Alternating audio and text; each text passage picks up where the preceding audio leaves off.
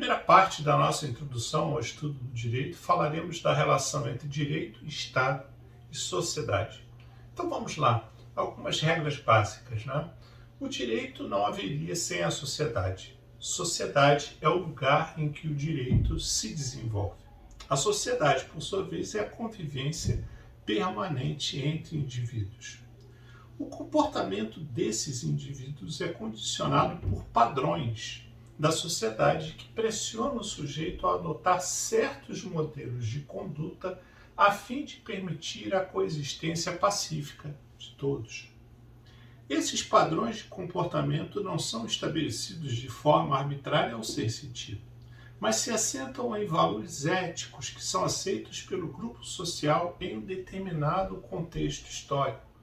O que significa dizer que a conduta ética ideal sofre alterações ao longo do tempo, ou seja, algo que era considerado bom antes pode não ser considerado bom agora. Assim, por exemplo, a escravidão. No passado era perfeitamente conforme a ética ser dono de outros seres humanos. Hoje, tal proceder é completamente condenado pela sociedade atual. Os padrões de comportamento que refletem esses valores éticos se traduzem em regras de conduta. Essas regras de conduta podem ser de cunho religioso, moral ou jurídico. Essas regras éticas se distinguem das regras técnicas. As regras técnicas são normas que se destinam ao domínio do homem sobre a natureza, como a forma de construção do indivíduo ou da aplicação de uma vacina, por exemplo. As regras éticas são diferentes. Elas são feitas para modelar comportamentos para que se adequem a um padrão da sociedade. As normas técnicas definem aquilo que é. As normas éticas definem aquilo que deve ser. Assim, por exemplo, uma lei da física diz o que acontece se eu jogo uma bola para o alto. Uma lei religiosa, que é uma regra ética, diz qual o comportamento que deve ser adotado por alguém. Só que não necessariamente essa pessoa irá aderir a essa norma de conduta. Na norma técnica isso não existe. No exemplo que eu dei sobre a lei da física, a bola jogada para o alto vai, pelo efeito da gravidade, cair no chão com a certeza absoluta. Quer eu queira, quer não. Na norma ética, entretanto, estaremos dependendo do comportamento do sujeito. Se ele não respeitar, surgirá aquilo que nós chamamos de sanção, ou seja, uma consequência atribuída pela norma a uma conduta que não se adequa a uma previsão normativa. Eis, portanto, outra diferença entre normas técnicas e éticas, pois apenas nestas últimas é que temos a possibilidade da aplicação de uma sanção. Pertencente à categoria das normas éticas, o direito tem por objetivo assegurar o funcionamento harmônico da sociedade, sem deixar, entretanto, de preservar a individualidade de seus componentes. E essa é uma questão muito importante, pois modernamente entende-se que o direito não é apenas um instrumento de controle social voltado para proteger a sociedade por atos dos indivíduos, mas também uma forma de proteção do indivíduo diante do grupo, de onde os direitos fundamentais são o principal exemplo. Como destaca Ralph Linton, toda a vida em sociedade representa um compromisso entre as necessidades do indivíduo e as necessidades do grupo, e tem a indeterminação e a instabilidade própria de situações dessa natureza. Harmonizar todos os interesses individuais e coletivos, de forma a permitir a sobrevivência da sociedade. É esta a função do direito. O emprego moderno do nome Estado remonta a Maquiavel quando este inaugurou o Príncipe com a célebre frase: todos os estados, todos os domínios que têm tido ou têm império sobre os homens são estados, eles são repúblicas ou principados.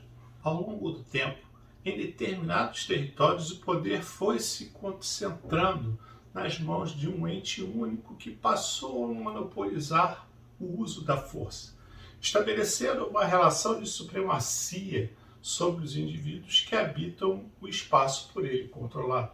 Eis o Estado, um ente que surgiu da necessidade de que houvesse um órgão de comando para ordenar as relações na sociedade.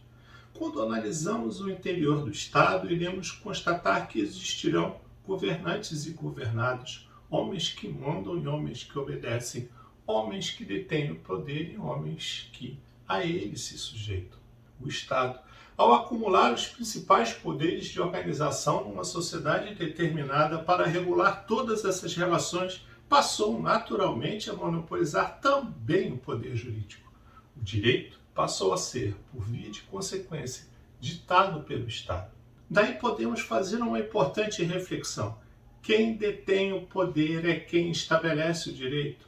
Quem tem o poder é quem dita as regras do jogo, as regras de convivência na sociedade. Por fim, trazemos o conceito de Estado, que para Orlando Seco é a centralização, dentre outros, dos poderes político, administrativo, legislativo, judiciário, econômico e militar de um povo, com território próprio e dentro do qual prevalece a sua soberania, a ser respeitada pelos demais povos. O primeiro elemento é o povo, que constitui o somatório dos indivíduos que desejam viver conjuntamente em virtude de algum elemento de coesão, seja a língua, a etnia ou determinada razão histórica, por exemplo. Povo é diferente de população. A população é um dado essencialmente quantitativo, que independe de qualquer laço jurídico de sujeição do indivíduo ao poder estatal. Todas as pessoas presentes num determinado território do Estado, inclusive estrangeiros e apátridas, fazem parte da população. O povo, por sua vez, é diferente, porque é aquele somatório de pessoas que possuem um vínculo com o Estado, seja de nacionalidade ou de cidadania. O segundo elemento é o território. Pode existir nação sem território, como no caso dos palestinos, mas não pode existir Estado sem território.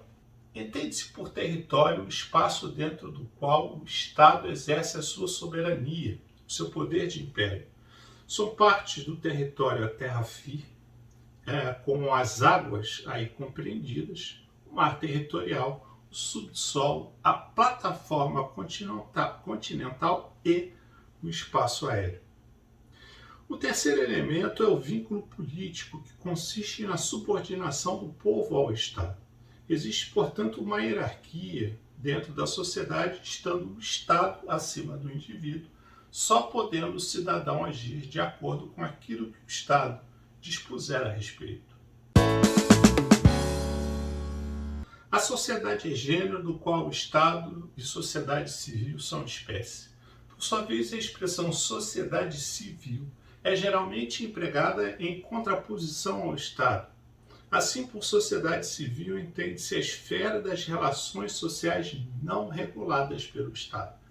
Integram, portanto, a sociedade civil os grupos, os movimentos sociais, as associações e organizações que representam parcelas de interesses de indivíduos dentro da sociedade. Bom, aqui eu encerro a minha primeira parte da nossa introdução ao estudo do direito. Eu espero vocês no nosso segundo bloco, que está quentíssimo. Muito obrigado pela sua atenção. Fiquem com Deus. Eu espero vocês no nosso próximo encontro.